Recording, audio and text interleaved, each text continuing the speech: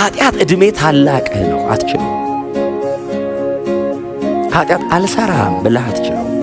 ነፃ ውጪ ያስፈልጋል። የሞት ሕግ ይለዋል። ነፃ የሚያወጣ የሕይወት ሕግ ነው። አንተ አትችልም። መንፈስ ቅዱስ በአንተ ውስጥ ገብቶ ነው ገነጣጥሎ የሚያወጣው። ያለ መንፈስ ቅዱስ ሰው ኃጢአትን አልሰራም ያልክ ቀን ይብስብሃል።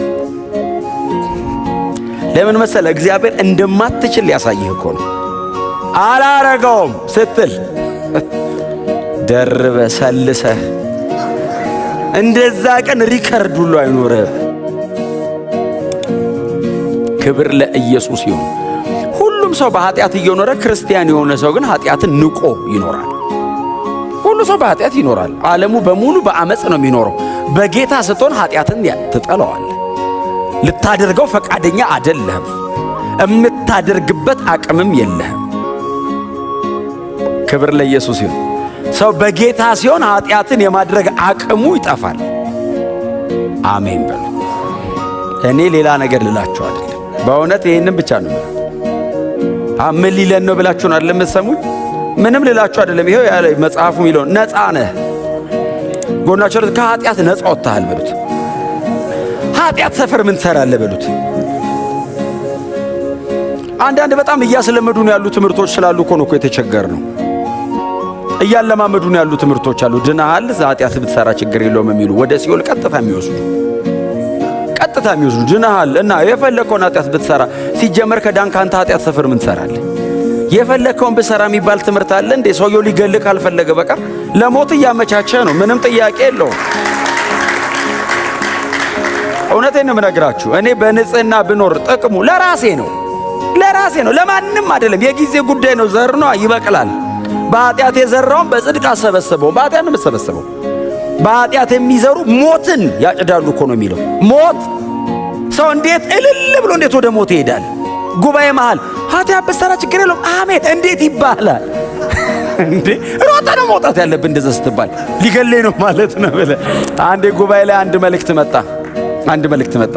ነበርኩ እኔ እዛ ጉባኤ ውስጥ ነበርኩ። እዚህ ቆይቷል። እስከ ዛሬ ግን አረሰው። ድሮ ልጆች ሆነን እኮ ተነስተን አለው አንድ ሰው ያለ ተነስተናልና አስነሳው። ወደ ቄራ እየወሰዱ ነው አሉ። እኔ ዞሬ ሰውየውን አየሁት። ወደ ቄራ በሰላም የሚሄድ ልትታረድ ነው አለው። ተመለስ አለው። እግዚአብሔር ረድቶት ሰውየው ተመለሰ። በጌታ ቤት ሆነ። ረዳው ጌታ። አየህ ኃጢአት ችግር የለውም። እንትን አድርገህ ብትመጣ እንትን ሆነ ብትመጣ እንትን ለምን ትሄዳለስ? እዚህ ቤት ርዕስ መሆን አለበት እንዴ? እሱ በጽድቅ መኖር ነው እንጂ ርዕስ፣ በንጽህና መኖር ነው እንጂ ርዕስ። ደግሞ ይኸውላችሁ ስሙኝ፣ እውነትን ነው የምነግራችሁ ስሙኝ። ኃጢአት የመጀመሪያ ቀን ታውቃላችሁ መዝናኛ ነው። የሁለተኛ ቀን ልማድ ነው። የሶስተኛ ቀን ባህሪ ነው። ስቴጅ በቀየረ ቁጥር አቅም እየጨመረ ነው የሚሄደው። እስክትነካ ነው። ስትነካው አዲስ ኃጢአተኛ ያስታውቃል። ማረኝ ሲደግምስ ምረቱ አለ። ሶስተኛ ሲያደርገውስ ጥቅስ ነው ታኮ የሚያስገባው። እንዲህ አይነቱ አይድንም። በእግዚአብሔር ቃል ጠቅሰህ ኃጢአት የመስራት ሌቭል ላይ ከደረስክ ተላልፈ ተሰጥተሃል። ሰው እንዴት የእግዚአብሔርን ቃል ከፍቶ አይወቀስም? እንዴት ጥቅስ አንብቦ ኃጢአት ያደርጋል? ጳውሎስ ነፃ ወጣው የሚለው እኮ ከኃጢአት ነው። ተመልሶ እንዴት ሰው ባሪያ ይሆናል? you have to be serious። እዚህ ቤት ስብከት አይደለም እየነገርኳቸው ያለሁት፣ ህይወት ነው እየነገርኳቸው ያለሁት። ዘላለም ላይ በእውነት ነው የምላችሁ በክብር መገናኘት አለብን። ሰማይ የሚያድነውን አገኘ ለምን ትባላለህ? ለምን ለሽልማትስ አቀርብም? አክሊልስ? ጳውሎስ ነፃ ወጣው ብሎ የሚዘለው ከሮማ አገዛዝ እንዳይመስልህ፣ ከኃጢአት ነው። ከሮምማ የሆነ ሰው እየተነስቶ ተዋግቶ ነፃ ሊያወጣቸው ይችላል። ማንም ነፃ ሊያወጣ ይችላል ከሮም። ነፃም ባትወጣ ችግር የለውም። ኃጢአትስ ሞት ነው። ለዛውስ የዘላለም። ሲሰራ ቀላል ነው፣ ሲታጨድ ነው ከባድ። ሲዘራ ሁሌ እንደዚህ ነው፣ ሲታጨድ ሁሌ እንደዚህ ነው። ስትዘራው ሴንስ የማይሰጥ ለምን መሰለህ? ወደዛ ነው።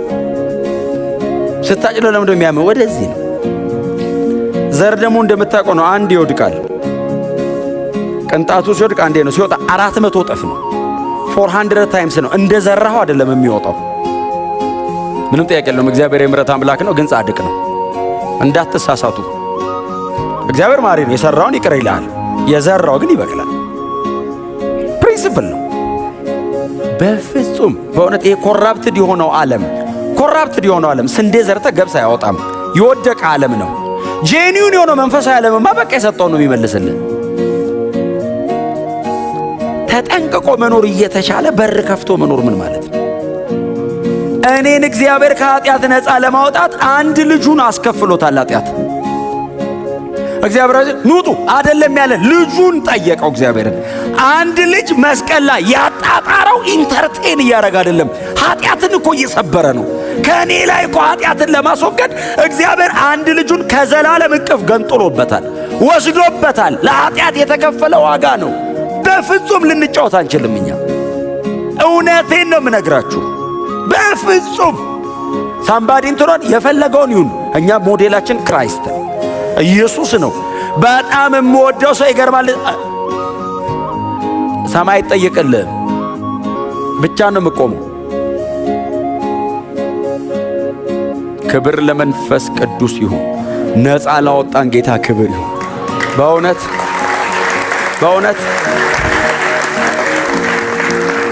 እውነቴን በጣም ስለምወዳችሁ ነው። እውነቱን የምነግራችሁ ምንም እኔ አዲስ ኪዳን ላይ ምንም ጥቅስ መጥቀስም አያስፈልገንም አይደል? ለዚህ ጉዳይ ይሁዳን ማየት ነው። ኃጢአት የት እንደሚወስድ ይሁዳን ማየት ነው። እኔ አይደለሁም፣ ጥቅስ ነው። ጥቅስ ልንገራችሁ። ይሁዳ እንዴት እንደሞተ ሳነበው ሁሉ ደነግጣለሁ። እኔ ጴጥሮስ ነው ያለው። ደግሞ የሚገርማችሁ ምንድነው? ሆዱ ተቀዶ ተዘርግፍ አሟሟቱ ዝም ለገናሽ አልተመቸም። ዘላለሙን ብቻ አይደለም ያጣው፣ የገዛው መሬት ላይ አልኖረም። የደም መሬት ተብሎ ሲን በጣም ክሮኒክል ነው። ረጅም ዘመን ነው ትውልድ እየፈጀ የመጣው። ኢየሱስ ብቻ ነው ነፃ የሚያወጣል። በክርስቶስ ኢየሱስ ስትሆን ብቻ መንፈስ ቅዱስ በአንተ ውስጥ ገብቶ መዞ ያወጣዋል። እግዚአብሔር ነፃ ካወጣው በኋላ ሰው እንዴት ይመለሳል ወደ ባርነት?